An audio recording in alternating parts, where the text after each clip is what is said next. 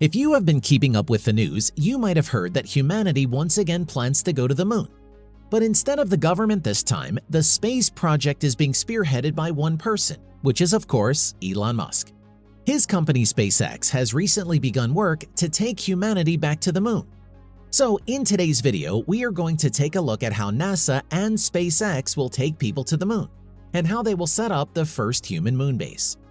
The Artemis program is a United States-led international human spaceflight program, which was initiated in 2017 with the primary goal of returning humans to the moon. If everything goes according to plan, in 2024, after nearly 50 years, mankind will once again set the foot on the lunar surface. However, this time, circumstances were different. The government had taken a back foot and was now working with private companies to complete this project. As a result, three main competitors arose: SpaceX, Blue Origins, and Dynetics, which began to compete against each other to receive the government contract for the project. Finally, in April 2021, NASA, citing a lack of funds, gave a sole contract of $2.89 billion to Elon Musk's SpaceX. Actually, Elon Musk has been preparing for a long time to fulfill his big dream of making humanity a multiplanetary species. Before the start of the Artemis program, he planned to create a self-sustaining base on Mars. For this purpose, SpaceX had been putting all its resources into developing the Starship, a huge spacecraft that could perform multiple flights between Earth and Mars. Initially, this rocket was supposed to get people to Mars, but now, thanks to the Artemis program, Starship will take humanity to the moon. After receiving the contract from NASA, SpaceX is currently busy modifying the Starship to make it viable for travel to the moon. This modified version will not require heat shields and an HSL, Human Landing System. It will be capable of integrating with Orion spacecraft and the Lunar Gateway. The lunar lander, Starship, will include a spacious cabin capsule of housing a full crew of astronauts and 2 airlocks to accommodate moonwalks. Like the commercial Starship, it will be a fully integrated vehicle that will launch atop the company's Super Heavy booster. The Starship HLS is also equipped with a special landing thruster that will be used on descent and takeoff from the surface of the moon. The initial goal of the project is to conduct 2 flights, an uncrewed demonstration mission and a crewed lunar landing, which will be followed by a manned flight which will transport astronauts from the Lunar Orbital Gateway to the base camp on the surface. The plan is that after the Starship takes off, it will reach the lunar orbit in approximately 3 days. After that, the Starship will just loiter in orbit awaiting its astronaut crew. Meanwhile, the 4 astronauts will perform their journey from Earth to lunar orbit on NASA's Orion spacecraft. The Starship will act as a taxi between the lunar orbit and lunar surface, as it is designed to take multiple trips transporting astronauts from the orbital station called the Lunar Gateway. In the first mission, 2 astronauts will stay on the Lunar Gateway while 2 astronauts will go down the lunar gravity well towards the surface of the Starship. The mission is expected to last a week. The astronauts will perform experiments and explore the lunar surface while using the Starship HLS as a living space.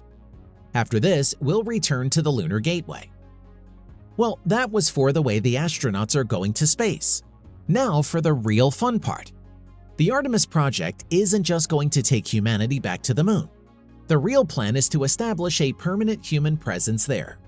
For this purpose, SpaceX and NASA are going to develop the Artemis Base Camp near the south pole of the moon, in a region called the Shackleton Crater.